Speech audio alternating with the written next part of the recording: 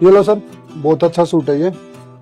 और सर ये गिफ्ट दोगे आप किसी को? नहीं नहीं नहीं, ये मैंने अपनी बेटी के लिए लिया है। अच्छा, बेटे के लिए तो मैं आपके लिए भी दिखा देता हूँ। जेंट्स के लिए शर्ट और टी शर्ट आई हुई है हमारे पास, बहुत अच्छी अच्छी। नहीं, मेरे लिए चल जाएगा। दरअसल बच्चों को बाहर भीतर जाना पड़ता है, उनको ज्यादा जरूरी होते हैं। वैसे सर आपकी बेटी ना बहुत खुश नसीब है, जिसको आप जैसे पिताजी मिले हैं। उस नसीब तो मैं हूँ, मुझे उस जैसी बेटी मिली है। मेरे से बिना पूछे कदम में नहीं आगे रखती है, हर काम पूछ के करती है। चलो छोड़ो, कितने पैसे हुए? ये 800 रुपये हो गए सर। ठीक है, मैं ऑनलाइन कर दूँ। हाँ वहाँ कर दो।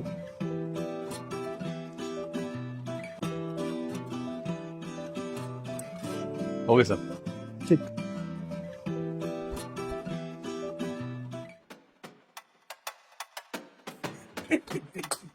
गीत यहाँ, वो भी किसी लड़के के साथ? ये यहाँ क्या कर रही है?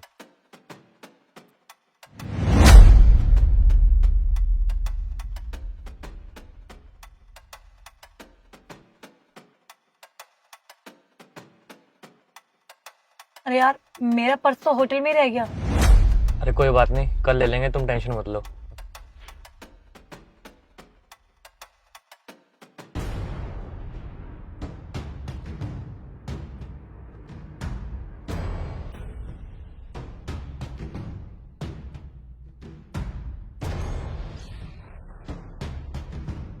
ठीक है सर, आ जाइए। नमस्ते। नमस्कार अंकल जी। ये कौन सी जगह है? अंकल ये ओयो रूम से।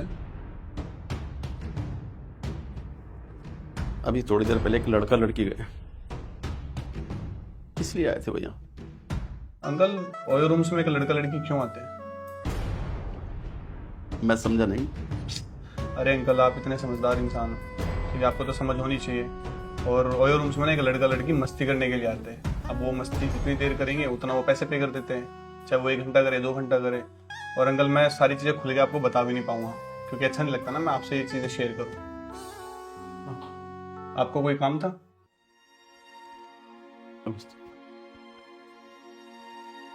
भैया वो जो अभी लड़का और लड़की आए थे ना, ये उनका पर्स रह गया है। अच्छा सर, ठीक है।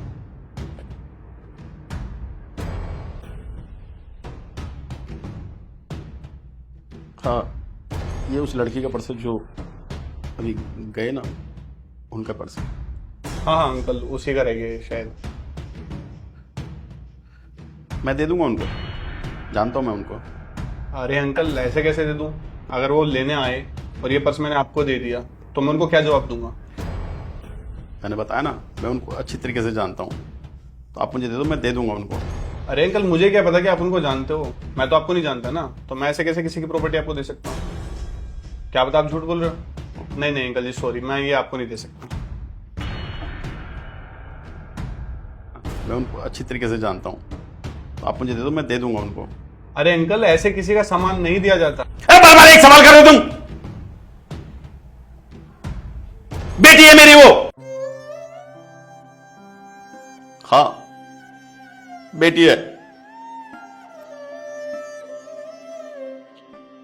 सॉरी अंकल, मुझे नहीं पता था कि वो आपकी बेटी है।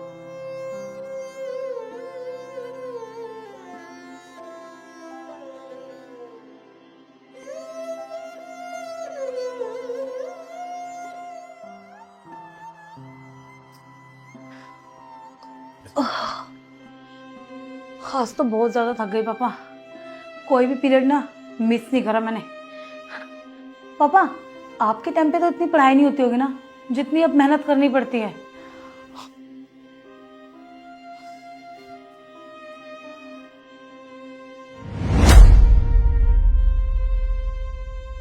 बस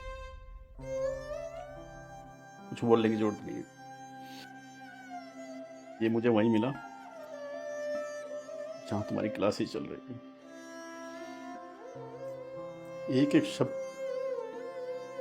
एक एक शब्द मेरे कानों में ऐसे गिर रहा था जैसे कोई शीशा पिघलाकर मेरे कानों में गिर रहा हो। होटल वाले ने बताया, तुम्हारे बारे में सब कुछ बताया। जिस तरीके से बोल रहा था ना, बेहयाई से, बेशर्मी से जमीन में गड़ा जा रहा था मैं। अपनी बेटी के बारे में क्या सुन रहा था? जमीन में घुसा क्यों नहीं मैं?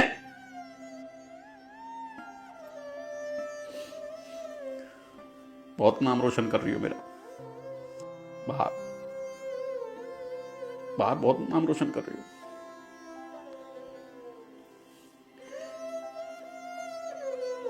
जब तुम्हारी मां मरी ना, मैं बहुत रोया, 4-5 दिन तक रोता रहा। लेकिन अब सोचता हूं अच्छा हुआ तुम्हारी मां मर गई, क्योंकि इस दिन, इस बड़े दिन, इस महान दिन को देखने से पहले उसने मुक्ति पा ली। वरना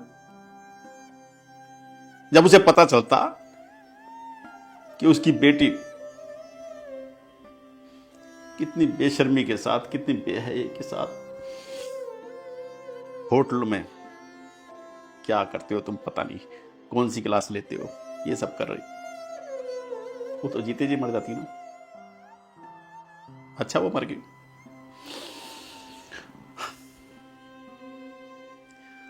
जब तू पैदा हुई बड़ी खुशी मनाई मैंने, हमारे घर लक्ष्मी पैदा हुई है। पैसे नहीं थे हमारे पास, लेकिन नहीं, खुशियां तो मनानी है ना। लक्ष्मी जो हुई है हमारे यहां, उधार लिया, लेकिन पार्टी करी, फिर मकान बनाया। सबने कहा पंडित को बुलाओ, हवन वगैरह करवाओ।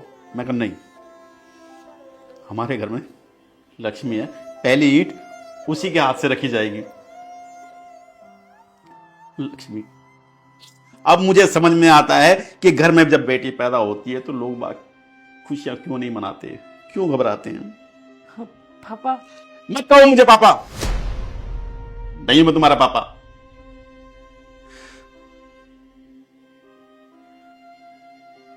शायद मेरी परवरिश में कोई कमी रह गई होगी, जब तो आज मुझे ये दिन देखने को मिला। लेकिन यकीन मानो, यकीन मानो, मैंने अपनी तरफ से पूरी कोशिश की, कोई कमी नहीं छोड़ी मैंने। और हां, जहां तुम जाती हो ना, होटल क्या कहते हैं, तो वहां जाने की जरूरत नहीं। इस घर को होटल समझ लेना। सोचना आज के रूम में कोई बुढ़ा पड़ा है, एक दिन मर जाएगा।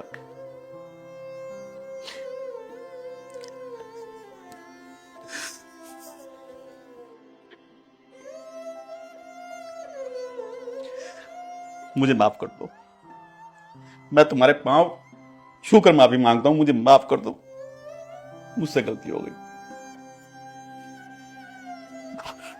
मुझे माफ कर दो। पापा